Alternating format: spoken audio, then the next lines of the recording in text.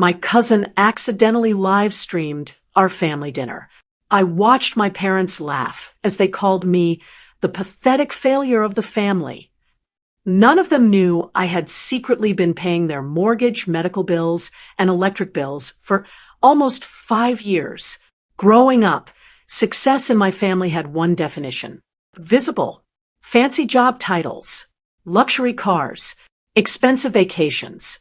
If people couldn't admire it, my parents didn't think it counted. My older brother became a corporate attorney. My younger sister married a successful surgeon. Then there was me. I worked remotely as a software engineer. No office, no designer suits. Most days I wore jeans and a hoodie while writing code from my apartment. Interesting thing about quiet careers: people mistake silence for failure. Every holiday, my parents asked the same question. So, when are you getting a real job? I stopped explaining years ago. What they never knew was that my salary had quietly grown far beyond anyone's expectations. After receiving stock options from a startup acquisition, I suddenly had more money than I'd ever imagined. Around that same time, my father lost his business. Mom's medical treatments became expensive. My brother struggled after a difficult divorce. Instead of announcing anything, I created anonymous monthly transfers through a family trust my attorney helped establish. Mortgage payments, medical bills, utility accounts, even my parents' property taxes. Every payment appeared as assistance from a private charitable fund. I never wanted credit. I just wanted them safe. For almost 5 years, nobody knew. Interesting thing about anonymous generosity: it protects people from embarrassment and sometimes protects you from disappointment. Then my cousin Tyler accidentally started live streaming our annual family dinner while trying to show friends the backyard decorations. The video kept recording after he forgot about it. I wasn't there. I had skipped dinner because of work. Later that night, someone sent me the recording. Halfway through it, my father raised his glass. Then he laughed. Well, at least our pathetic failure couldn't make it. Everyone laughed with him, including the people whose lives I'd quietly been holding together for years. I watched the rest of the video anyway. Interesting thing about heartbreak: once it starts, you almost need to know how deep it goes. My sister laughed. He probably can't afford gas. My brother smirked. Maybe one day he'll get a real career. Nobody defended me. Not even my mother. She simply smiled and changed the subject. I closed the video without saying a word. For several minutes, I just sat in my apartment staring at the screen. Not angry, just tired. 5 years of anonymous payments, hundreds of mortgage installments, medical treatments, electric bills during winters they never worried about, all while believing I was the family disappointment. The next morning, I called my attorney. "It's time," I said quietly.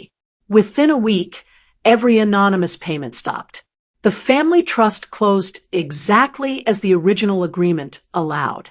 No dramatic announcements, no revenge, just silence.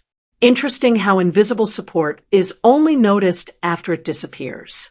3 weeks later, my father called for the first time in months. He sounded panicked. The mortgage company says the assistance program ended. My mother had received hospital invoices. The electric company wanted payment. Dad sighed heavily. I don't know who helped us all these years. I looked out my window before answering. I do. Silence. Small. Confused.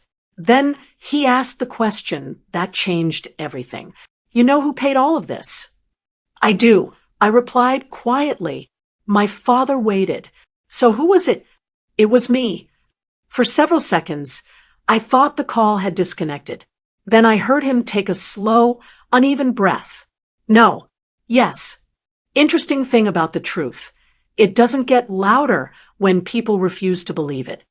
I explained everything.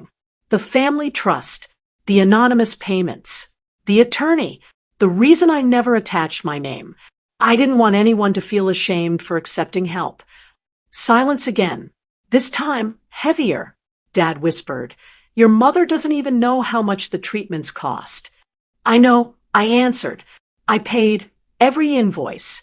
A few minutes later, my mother joined the call. She sounded confused. What is he talking about? Dad could barely speak. He paid everything. My brother called within the hour. Then my sister.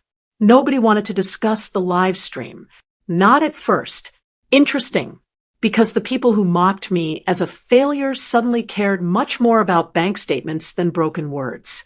Finally, my mother spoke softly. We never knew. I closed my eyes. You never asked. The line went quiet. For years, every family gathering ended with jokes about my career. Not once had anyone asked what I actually did. They judged my life by appearances and filled the empty spaces with assumptions. Dad's voice cracked. We called you pathetic. Yes, and you still helped us. I looked around my apartment. I hadn't paid their bills because they deserved it. I did it because I loved them, even when loving them wasn't returned the same way. Then I said the one thing I'd carried for years. The money never hurt me. I paused, but hearing my own family laugh because they believed I had failed, my voice caught for the first time. That cost me far more. Nobody spoke after that, because for the first time, they understood something money could never repay. Months passed before I heard from my family again, not because they were waiting for another payment, because they were trying to find the courage to face what they had said.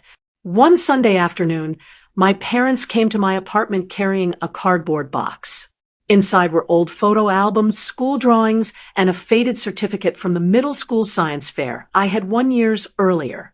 My mother smiled through tears. We found these in the attic. Dad looked at me quietly. We spent years celebrating the loudest achievements. He shook his head. We almost missed the person you became. No excuses. No attempts to justify the jokes. Just regret. I invited them inside.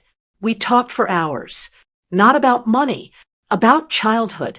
About the years we couldn't get back. Before leaving, my father stopped at the door. I don't expect you to pay another bill. I smiled gently. I wasn't waiting for that. He nodded. I know. I was hoping you'd still let us be your family.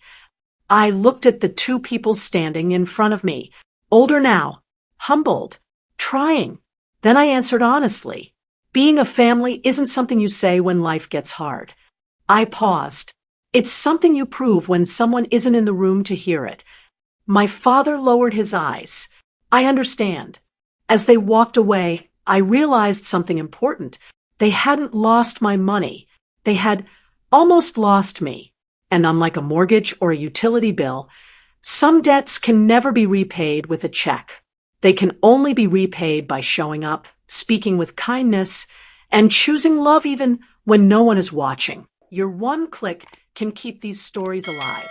Subscribe, because every voice deserves to be heard.